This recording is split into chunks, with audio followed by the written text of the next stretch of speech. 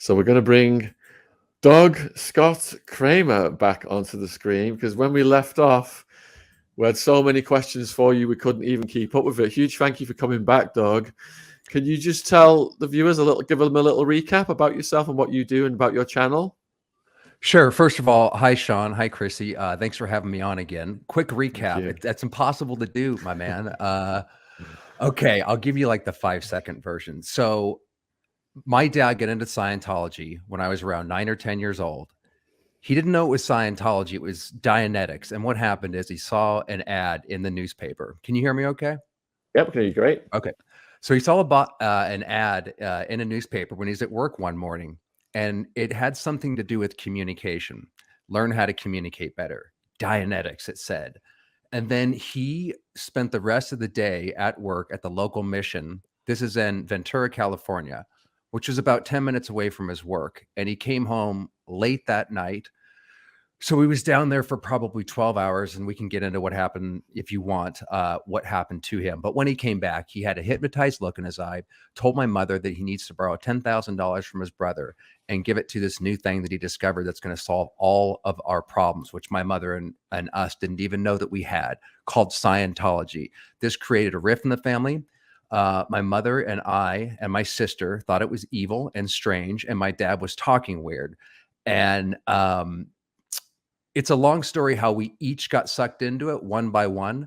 But a long story short, my dad gave the proposition to my mother, because this was going to possibly cause a divorce. That's how badly he needed to do this. And he said, before you say no or, get a divorce and start going crazy, why don't you go down there and check it out for yourself? And they put you through a whole process to break you down that can get you into the church. So that happened to my mom, happened to me.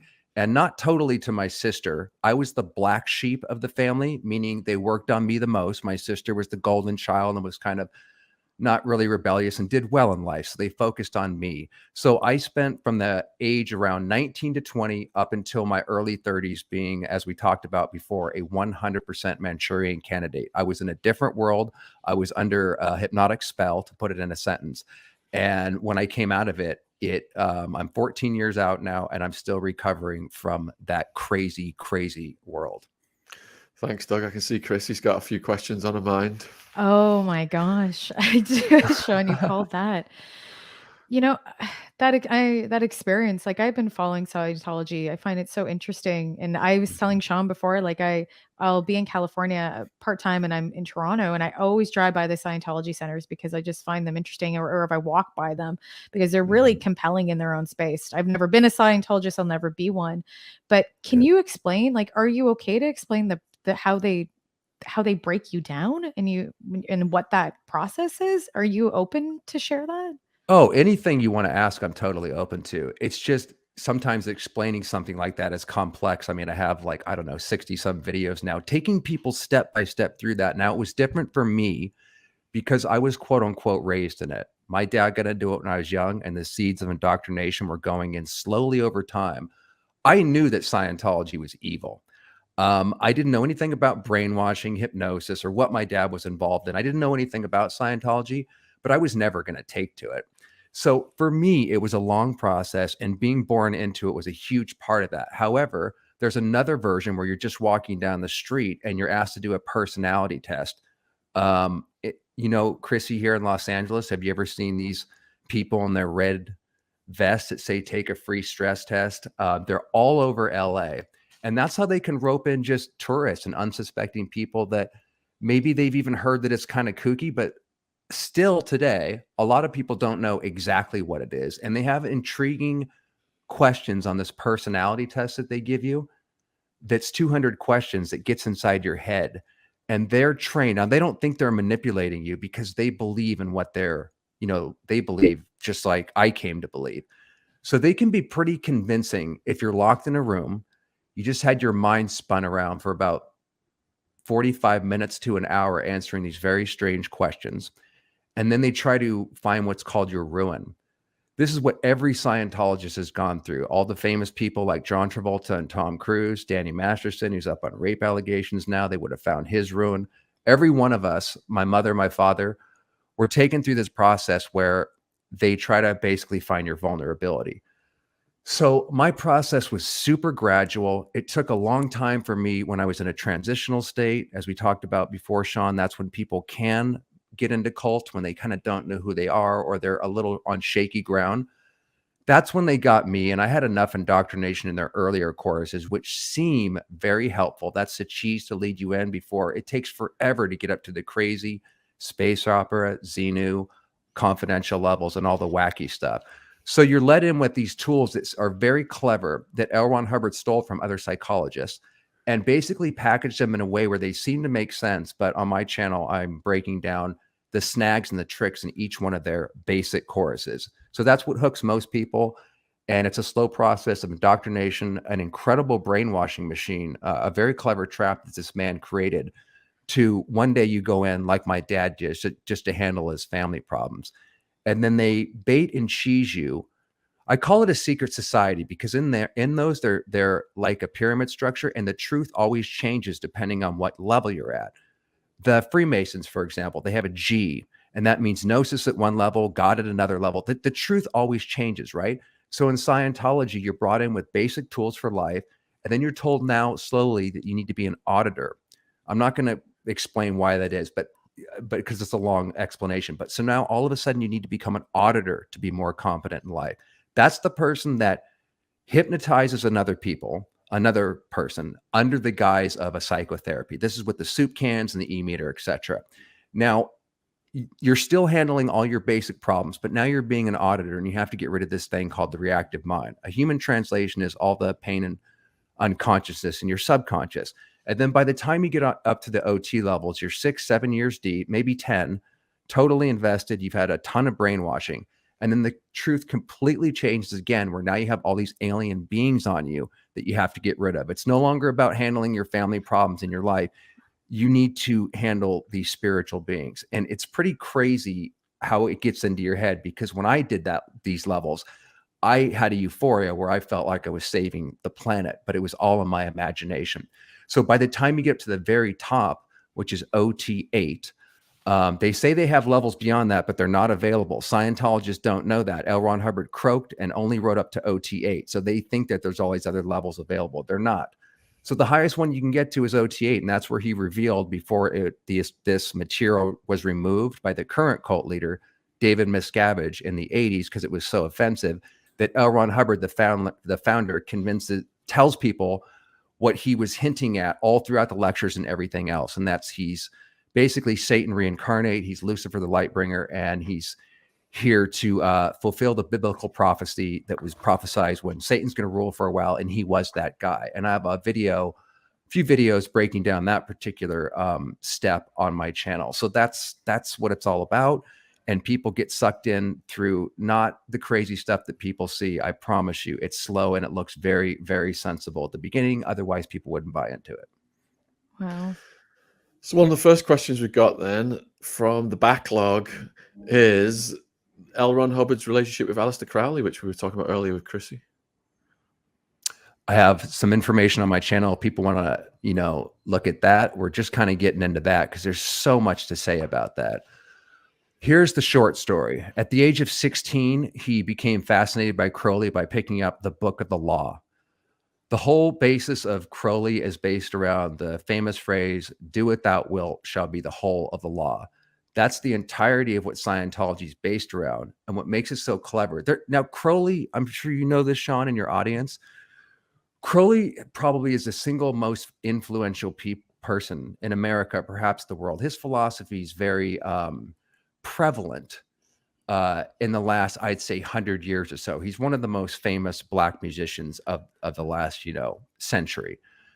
So, if you're Anton LaVey with the Church of Satan or all the other people that have kind of taken the Thelema philosophy and popularized it, what makes Hubbard's trap so clever is it is completely based around Hubbard's fascination and understanding of first the OTO, which he got involved in with Jack Parsons, and then but he was already involved with Crowley through reading his books.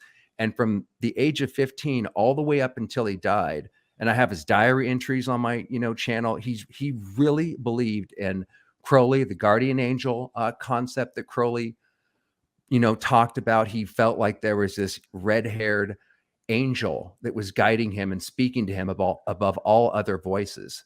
He's completely crazy, but I think there's something to that philosophy of locking into that madness, where he was able to hide that completely, sell it as sort of a new age self-help philosophy of basic tools for life, and trap a lot of people with that satanic agenda. You got anything to add to that, Chrissy? Well, not to that, but I wanted to go back to David Miscavige. You know, his wife went missing at one Yeah. point in time. Have they found her? Because they said that she was allegedly in their like cabin, but I haven't heard no update about her, because they're saying that, you know, allegedly, you know, he might have killed her or got somebody to, you know, and yeah. I don't think he's killed her. You know, Leah Remini, who has a show that puts Right. Scientology on the map, sort of to expose it, not as a kooky UFO cult, but as more of a mafia. And that was in 2016. Right. She had the police go check on Shelly Miscavige, I think about 3 years ago, if I had to guess. All they did was say, "We saw her, she's fine," end of the report. Leah wanted more information, it was very quick and cold. Here's the thing. Shelly is said to be at CST, which stands for Church of Spiritual Technology, and that's a secret base in San Bernardino, California.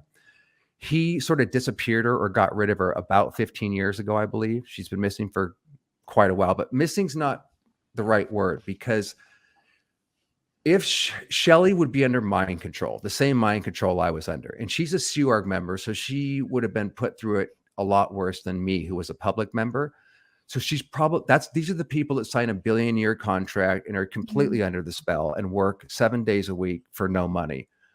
So she's probably a true believer. She wouldn't think that she's a prisoner. And just like if you were to go to the Gold Base, which is that's where all their top Sea Org members work at, where Mike Oh. Rinder and other top Sea Org members were held in the prison called the Hole. If you were to send the FBI out there and say, "Hey, you're all free," because they have inward facing and outward facing spikes. They have cameras everywhere. And these people do try to escape fairly frequently, and they're tracked down. Even if they get off the base, they'll be tracked down to another city overseas. They have a whole unit dedicated to finding escapees, but they don't feel like they're trapped. So the FBI goes in there. No one would leave. Maybe one that was on the brink, but we were trained to be afraid of the outside world. Shelly would be afraid of the outside world like we all were. And the police are not somebody there to save you. They're the enemy, just like the government and everyone else. So she would definitely, I think she's probably alive. I don't think he's trying to kill her. He just doesn't want her in the spotlight, because David Miscavige is now, you know, being served. They're kind of after his ass right now. Oh, And he's been, you know, he's been creating criminal activity since he began. So he's probably always been paranoid. And Shelly was removed from the scene because of that paranoia. So, you know, if she's alive, which she probably is, she would definitely, like all the Sea Org members, as part of the brainwashing, they're purposely kept malnourished and working long hours so you can't think critically. So that's the state of mind I would guess that she'd be in. She wouldn't think she's a prisoner, and I don't think she'd want to escape unless she was so beaten down that she was at that breaking point.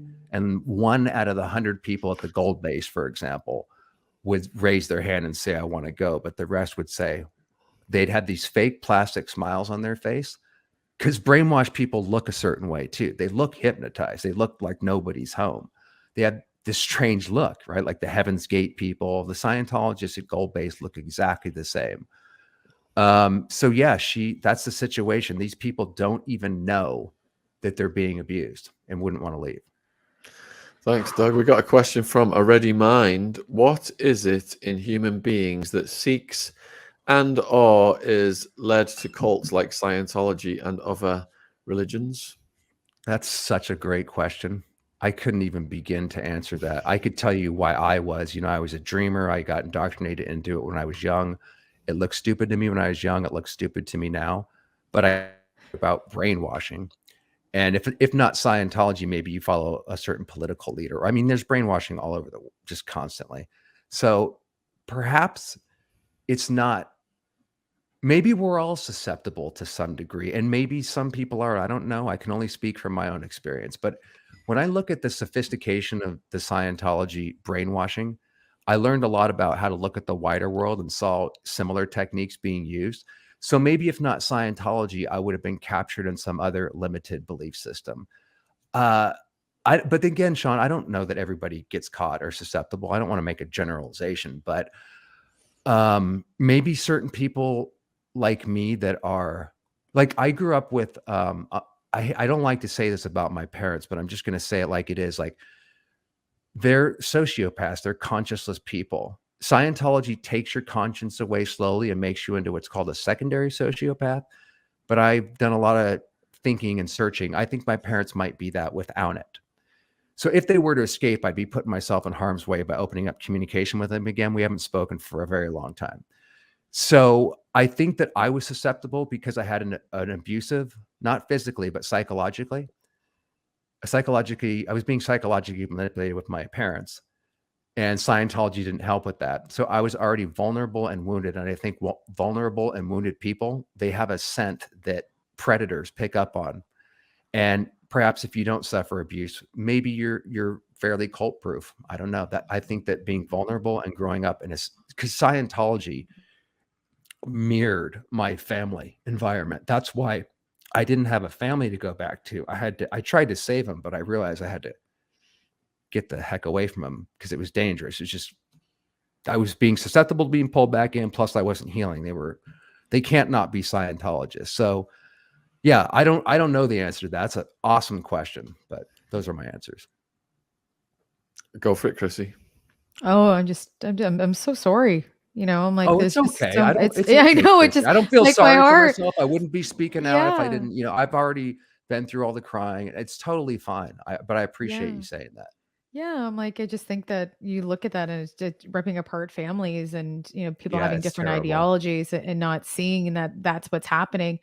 You know, Yeah, it does now suck. we're, It does yeah. suck. And so you said like Davis Miscavige is potentially, you know, like they're going to look, would they put him in jail? Because he's done so many things that he should be in jail for the Yeah, rest of his life I think for. eventually he might actually. Scientology, this Masterson case, human trafficking charges being brought up. They're really, and then a lot of awesome YouTube channels and from ex-Scientologists that are really pedal to the metal. It's like there's a lot of arrows going at him right now. And I originally thought that, maybe Scientology will be thrown into a suit after this Masterson thing. It seems to be going a very interesting direction. But you never know with a jury.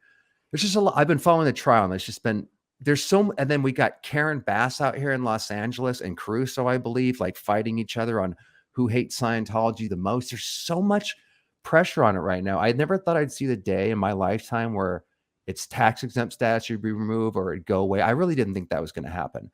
But my mind's changing lately because if enough arrows keep going, I think maybe Miscavige will actually go to prison. Because here's the thing, Christy, like I've watched this thing from Lisa McPherson, who they murdered. That's on record if people want to look that up, and many other deaths. They have so much criminal activity going all the way back to its invention in the 50s. And they've not only never been held to account for all that. This is why I'm kind of surprised with the Masterson thing. Now, they don't have Scientology lawyers because I felt like, Scientology lawyers will dance circles around the judges in the system. They're just incredible at what they do.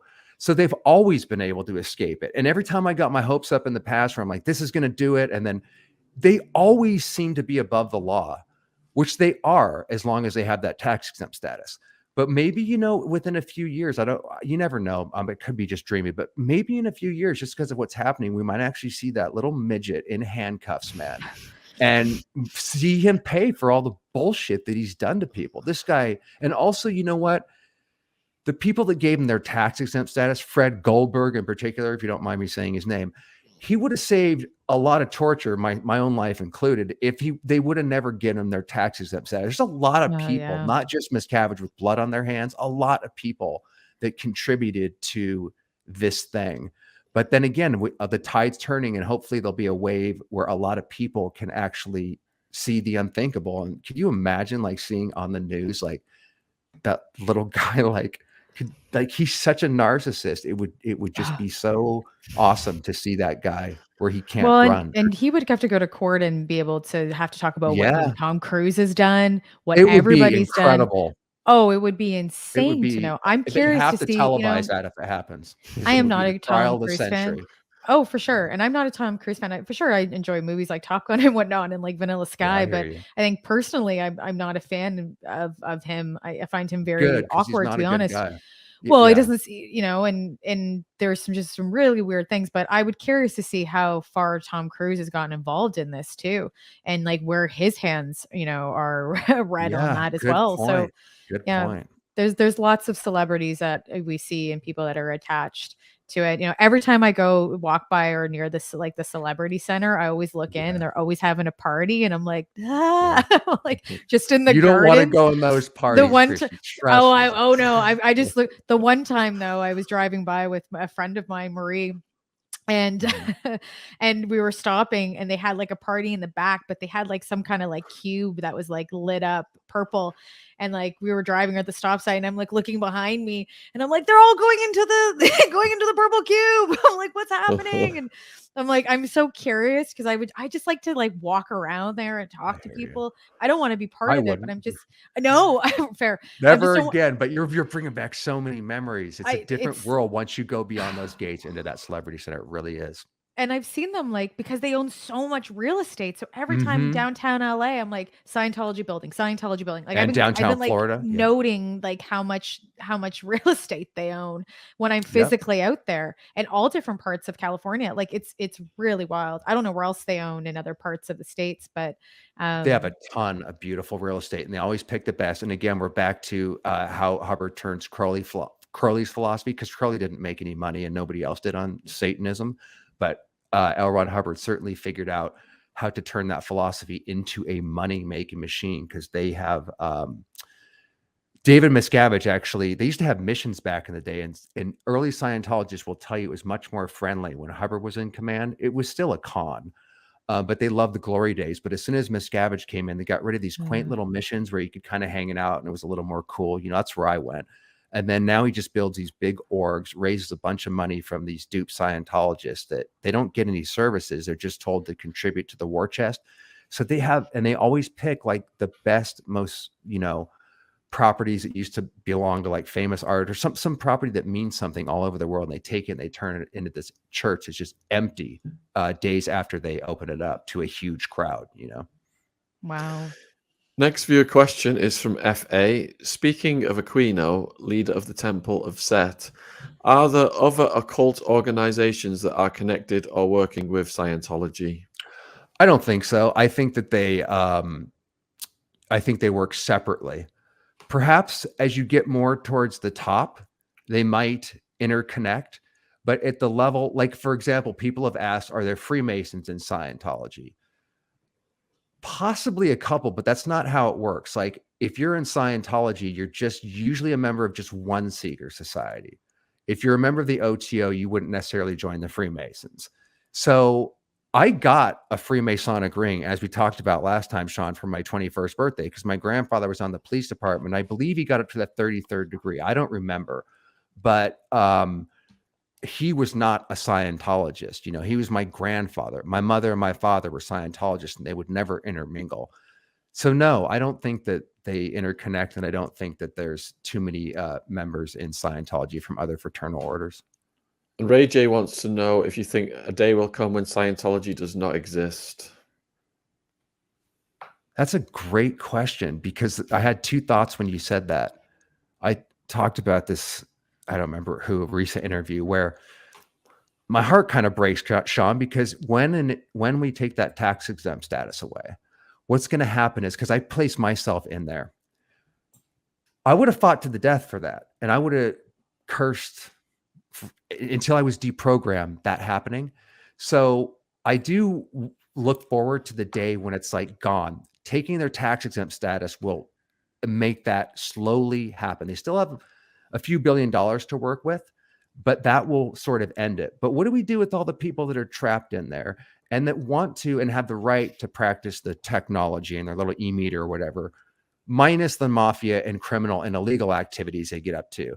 So yes, I look forward to the day when there's like no longer a Church of Scientology, but people are still going to want to practice it. I would love to figure out a way to deprogram the people, and not just from Scientology, because if you ask a person who's grown up in the Mormon Church or the Jehovah's Witnesses, like we talked about before, their stories will be, and many, many others, their stories will be almost exactly what we're talking about here. So it's like a double-edged sword, you know what I mean? Yes, I'm happy, but at the same time, these are going to be broken people that are going to need deprogramming, basically. Go for it, Chrissy. Yeah, do you think David Miscavige or whoever else will make new, like it's OT? What's the last level? OT8? OT8. Yeah, Hey, that stands for OT8. operating Thetan 8, by the way, for your listeners. And Okay. Thetan is a spiritual being, so operating is a spiritual being level 8. Do you think that just to get people hooked on even more, that they'll be like, hey, we found some new higher, Possibly. you know, Well, people have speculated as to whether or not Miscavige is going to write them, because I don't exactly. I don't think would, there are you any know? L. Ron Hubbard written bullshit directives that he can just make up and say, because even OT3 was like some lecture he gave, then he like turned it into a level. They're not like, it's not like he was precise about everything. A lot of it was making it up as he went along. But maybe, and all David has to do, he doesn't have to fake these OT levels, because Scientologists will recognize Hubbard's writing. It's a very specific way of talking and laying out the bulletins and everything. So he would have to mimic it exactly, which is hard to do. So Scientologists might say, hey, man, this ain't a real OT9. But they're also so brainwashed they might not notice. Another part of that is they don't really have to, because what David Miscavige is doing, my dad has been at OT8 for 20 years. And all they did was circle. I mean, I haven't had contact with them for I don't know how many years now, so I don't know, but I know this would have happened to him. All the OT8s are being circled back to basically the bottom of the bridge, because he has a new rundown called the Survival Rundown, which was added. And so they start kind of at the bottom of the bridge and they kind of just go back up. And also L. Ron Hubbard created so many side choruses. They had this thing called the Bridge to Total Freedom, which is the main thing from the bottom up to OT8. But there's endless side actions, side auditing actions you can do. There's endless choruses. He literally created more choruses, more auditing, and more of that bridge than you could actually do in a lifetime if you went full time for your whole freaking life. I don't think any single person has ever actually completed and read every lecture and read every policy and done everything on that bridge. Not one person. There's one person who's Not come even close. David Miscavige? No, he hasn't done much of Scientology at all. He believes in all the body thetans and everything, like we talked about last time, Shaun. Does he really believe in it though? He really does. Does he? Okay. He definitely does. This is another thing to get across. Like if you try to look at these people as sane or like just one way, it's not the way it works. It's like two different, it actually creates multiple personality disorder, but keep it simple. It's kind of like a split mind. So on one hand, he really does believe in those body thetans and the OT, he completely believes in that. There's a story that I'm recalling, but it's too long to go into, but trust me, he really believes in that. While at the same time, he's what they call a dilettante with the tech. He's not really, that's the technology. He's not really practicing it as so much as he's beating the crap out of his assistants and being the narcissist that he is, in his empire. So on one hand, he's not really a full-on hardcore practitioner. Like I was way more hardcore than David was, about the tech and studying and listening to stupid lectures every day. But he still completely believes in Hubbard and the tech, even though, again, at the same time, he's changing it. And that's why a lot of people are leaving. You never change Hubbard's words. They're there forever. That's one of the main things. It always stays. That's why it can never advance and is stuck in the Stone Age too. But a lot of Scientologists left because they recognize David started changing stuff because he wants to be the new, man, but he simultaneously completely believes in Hubbard. Wow. If that makes any sense. It's really the way it is. Which ties into every probably time I see him, he scares me. He's terrifying looking. On TV. He really is. Yeah. This ties into probably what's the last question, because we're running out of time, from Shaun R. Did Hubbard believe someone was telling him these truths? What does he mean by that exactly? I wish I could get him to clarify. I think he's trying to ask whether Hubbard just created this whole thing and pretended, there were external forces at work, or Hubbard did believe there were external forces communicating with him. Yeah. This is another multi-answer question, because he like a lot of these people actually do believe in their own He believed in his own stuff, even though he knew he was conning people, and he lived by a different set of rules. For example, he said no drugs in Scientology, while he took every drug known to man almost every day. So he did believe in it all the way up into his death. He was trying to get rid of these body thetans, and he believed in it while knowing he was conning at people. And then there's also what was someone was I don't think someone was telling him these truths. He was making it up as he went along. But again, he got a lot out of, this is why we talked about Project MK Ultra, and I kind of cover some of that. Scientology came out the same year that Project MK Ultra was developed. And one way or another, because he tried to expose it in a book called Science of Survival, he was hip to that, but was using those same techniques in a subtler way against us, while taking in all the greatest philosophers, what he learned in the military, and a great command of hypnotism and Crowley. So he started with that foundation and was a devious sociopathic person since he was a kid, and very clever. And he always did have a desire to create. He wanted to make freaking money. He was a broke science fiction writer, and he got tired of writing for a penny a word. And he told many of his friends, and he was serious, that I just want to make money. And the easiest way to do that, the best way to con people, is through religion. Because that's the number one selling thing. So it's not hard to create a religion, especially with his qualifications. So he wasn't being told anything. He was grabbing from kind of the best, using his knowledge in his early days, and then with malice aforethought, knowing exactly what he's doing and how to do it, made up as he went along by stealing his parishioners' ideas too. He'd have them go audit, and then he would take them stuff. He'd just make shit up as he went along, with a really solid foundation of mind control and hypnotism. We've run out of time, Doug. Huge thank you to you and Chrissy. Doug, can you tell the viewers where they can find you and support you online? Yeah, YouTube channel, Days. Hey, Andrew, what's up, bro? Hey, man, good to see you. Hey, good to see you too, man. Welcome back. Yeah. Real quick, so I can get at it. Yeah. Go on. Yeah, I'm doing my quick hello to you, because we're doing a thing next week, so that's going to be fun, isn't it?